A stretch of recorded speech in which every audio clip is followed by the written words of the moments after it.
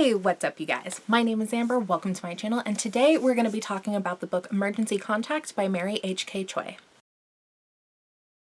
If you have been on my channel for quite a while, you may remember that I have actually reviewed this book before, but it was before I got any sort of a camera presence, so honestly the video is pretty So upon a second reading of the book, I thought I would readdress some of my thoughts. Before we get too far into it, I do want to address a few trigger warnings that the book does have, including alcoholism, cheating, unhealthy relationships, a pregnancy scare, abortion mention, miscarriage mention, and a rape. So if any of these things are potentially triggering or bothersome to you, please have extreme discretion while watching the rest of this review or reading the book. The book, as the cover would suggest, does follow two alternating perspectives. We have Penny, who's an 18-year-old Korean American girl who is just starting her first year of college, and there is Sam, a white 21-year-old boy who is kind of just existing and working to live right now. Penny is going to college for writing, and Sam is attempting to take some online courses for filmmaking, and they happen to meet by chance when Penny's roommate introduces Penny to Sam. So they happen to have like a brief meeting and then don't interact until a few chapters later, where Sam happens to have a very severe panic attack in public that Penny happens to run into him while he's having and helps him through it because he had never had one before. And they start up this relationship over text, being each other's emergency contacts, basically just having somebody to be able to talk to without having the pressure of being like an IRL in-person friendship. And throughout the book, they start to develop feelings for each other, but end up assuming that the other doesn't have feelings for them. So they each kind of just shove it to the side and exist as how they are with this perfect text relationship while they each go through their own life struggles. Penny having trouble with her writing and has a very strained relationship with her mom, isn't the best at having like in-person relationships with people, and Sam, who has a very, very messy relationship with his ex, who ends up getting pregnant and they have to deal with that whole deal. And the book follows them as they go through months of their lives, developing their relationships with each other and other people. So as for the book itself, I definitely have some thoughts. I think overall the book is definitely okay.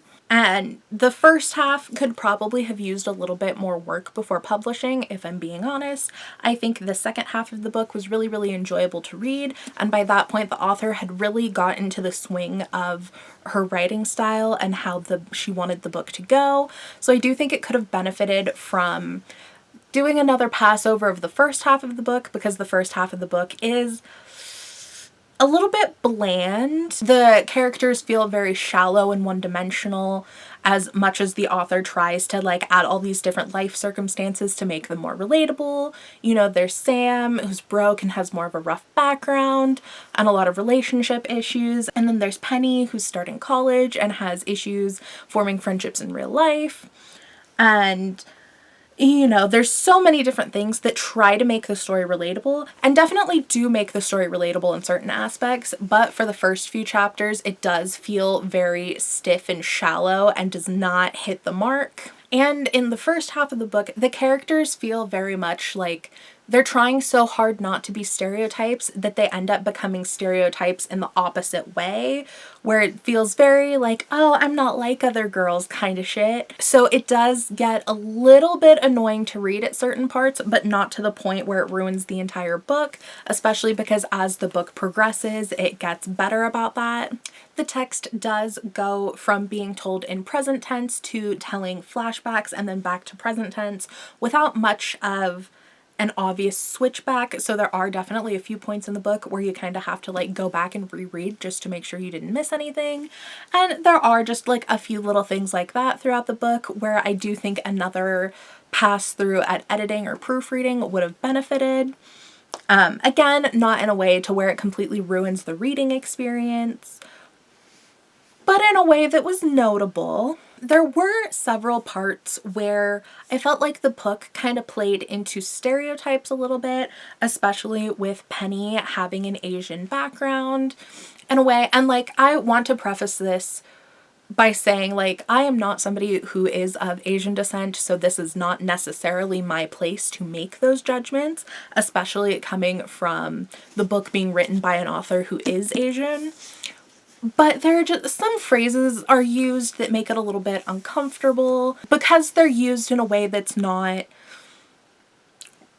like, that doesn't center around a conversation about it, you know?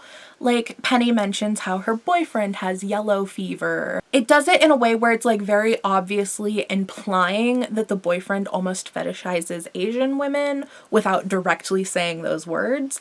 And having that as part of the storyline without it ever properly being addressed feels a little bit uncomfortable. I would have liked that unpacked a little bit more because it like made a point of being involved. So like, if you're gonna go there, let's have a conversation about it. Don't just throw it in. But at the same time, I could also hear the argument of being like, well, that is a very regular experience for Asian people. So I don't know. I would like to hear the opinions of anybody who does actually have Asian descent. Specifically, Penny is Korean. So there were a few things that were kind of just vaguely, super slightly uncomfortable. But then there were also a few discussions about race that I did find to be very, very tasteful, especially one particular scenario that is taken place as part of a discussion in like a creative writing class. I do feel like that discussion was written very tastefully and productively. So there's definitely a little bit of both sides, and maybe that's just something like, as a white person, I don't have the proper perspective to make judgments on that kind of thing. I did find it curious because in the book, as a character, I personally liked Sam better, but I preferred reading Penny's chapters. And I think it's just a slight difference in how they were written. I think Penny's were written a little bit better, but as a character, I liked Sam better because, you know, he has a background, so he's more relatable in like less upbeat ways. Whereas Penny is just like pessimistic for no reason and almost feels a bit spoiled. So it kind of affects her likability as a character a little bit. Like I said before, I do think that the latter half was a lot more enjoyable than the first half of the book, so I would have liked to have seen a little bit of redistribution of some of the events that occur, so that way we could just get that like even positive reading experience all throughout. And I do think that overall the story would, with the right screenwriter, would make a really, really good film adaptation. I would actually really enjoy seeing a movie made out of it because there were a lot of different parts of the book where I was envisioning it happening, and like I could see how direction could be made to where like it would be a really on point, relatable rom-com type of movie. Especially because, you know, then you would be able to pick actors who would be able to give a little bit of a twist on the characters and make them a little bit more charming as charismatic. Because, like, obviously for a movie, you want to be rooting for the characters. So I do think that a film adaptation could pick up and play more on the emotions that some chapters of the book just lacked a little bit. So even though the whole, like, last half of the book was the more enjoyable part, there was one aspect that I really didn't like. And it was a character telling a story about how she had gotten raped, but it was done in a way to where it was completely out of nowhere and very unexpected, to the point where like I almost had to do a double take because I thought I had missed a page or something. Like, it just felt very out of nowhere. It was unexpected. There wasn't really any build up to it. And it didn't add up as being a productive part of the plot. And I know that sounds fucked up because, like, obviously assault, like, that's not a plot line. Like, it is, but I feel bad saying that because I think that assault is something that definitely needs to be normalized in discussion because there is still a huge stigma around the victims, when that stigma should be transferred more to the actual assaulters.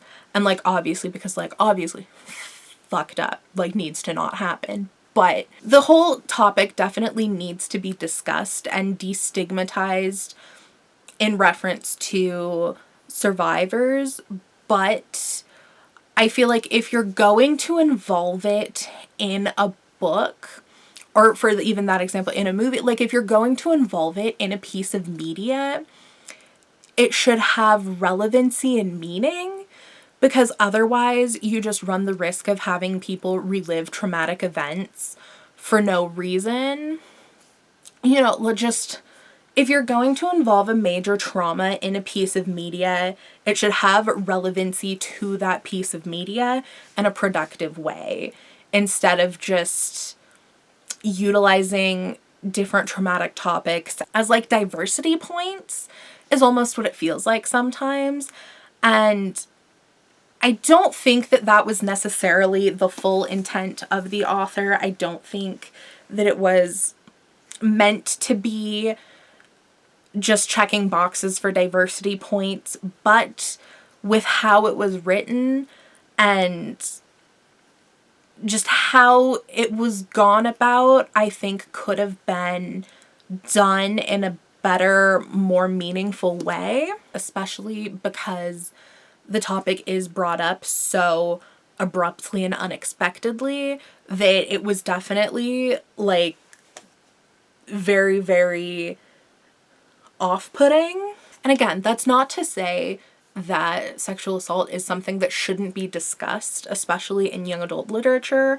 Unfortunately, because that age demographic is so subjected to it happening, I think that it's important to talk about and destigmatize, but you also don't want to risk triggering anybody without there being a point to it. I do think that the book was enjoyable and that it is something that I would read again, but I would almost prefer reading other work from this author to see if she has progressed and grown a little bit, because too, this is the author's, if I'm not mistaken, this is her debut novel, or at the very least her first YA novel. And for a first effort, like, definitely not bad at all. Like, I wouldn't have read this and thought that it was the author's first piece of work. But overall, if you are interested in the book, I would recommend checking it out. Of course, just be wary of those trigger warnings if those are anything that are liable to affect you in any way. And I would love to hear your guys' opinion on the book, because this is actually a book that had a lot of buzz in the online book community, because like when it came out, obviously, that cover, beautiful. It's got the millennial pink, it's got the like black line work, it's got the gold accent detailing, absolutely beautiful. So this is one of those books that was very commonly purchased as a cover purchase. Like, people just saw it and was like, oh, that's so pretty, you gotta buy it. That's honestly why I bought it as well, not gonna lie. And then obviously everybody started reading it, and there are a ton of mixed opinions on it. Some people loved the book and really bought into the hype. Some people absolutely hated the book and had nothing but criticisms.